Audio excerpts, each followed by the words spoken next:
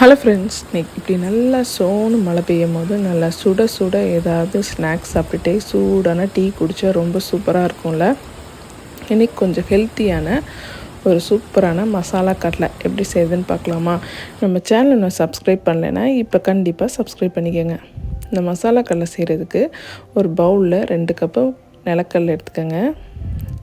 அது கூட நல்லா கருவேப்பிலையை நல்லா சின்ன சின்னதாக கட் பண்ணி சேர்த்துக்கோங்க. அது கூட 1 ஸ்பூன் இஞ்சி பூண்டு பேஸ்ட்டு, 1 ஸ்பூன் மிளகாப்பொடி, 1 ஸ்பூன் மஞ்சப்பொடி, தேவையான அளவு உப்பு, 1 ஸ்பூன் பெருங்காயத்தூள் சேர்த்து நல்லா மசாலா ஃபுல்லாக அந்த கடலையில் கோட் ஆகிற மாதிரி மிக்ஸ் பண்ணி விட்டுக்கோங்க.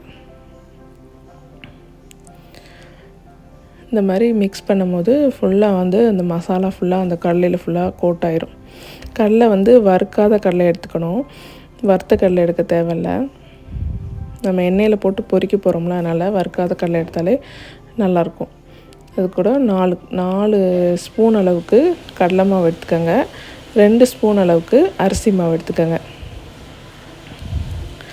நல்லா திருப்பியும் அந்த மாவு ஃபுல்லாக கடலையில் கோட் ஆகிற மாதிரி மிக்ஸ் பண்ணி விட்டுக்கோங்க. மிக்ஸ் பண்ணிவிட்டு கொஞ்சமாக தண்ணி தெளித்து அந்த கடலை ஃபுல்லாக கொஞ்சம் ஈரமாகிற மாதிரி ரெடி பண்ணி எடுத்துக்கோங்க.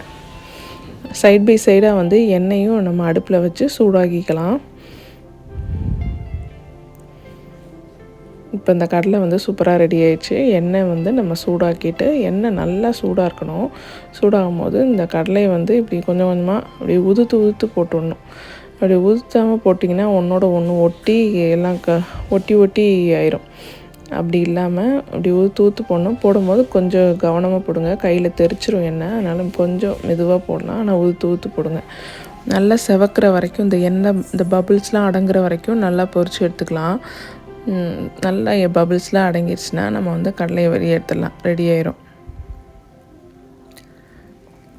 பாருங்கள், இப்போ பபிள்ஸ்லாம் அடங்கிடுச்சு. ரொம்ப சூப்பராக நம்ம மசாலா கடலை ரொம்ப சூப்பராக ரெடி ஆயிடுச்சு. நல்லா டேஸ்ட்டாகவும் இருந்துச்சு. ஒரு ஈவினிங் ஸ்நாக்ஸ் ரொம்ப சூப்பராக இருக்கும். கிட்ஸ் எல்லாம் கூட விரும்பி சாப்பிடுவாங்க. கொஞ்சம் ஹெல்த்தி கூட. நீங்களும் ட்ரை பண்ணி பாருங்கள். இந்த வீடியோ பிடிச்சிருந்தா லைக், ஷேர் அண்ட் கமெண்ட் பண்ணுங்கள். தேங்க்யூ.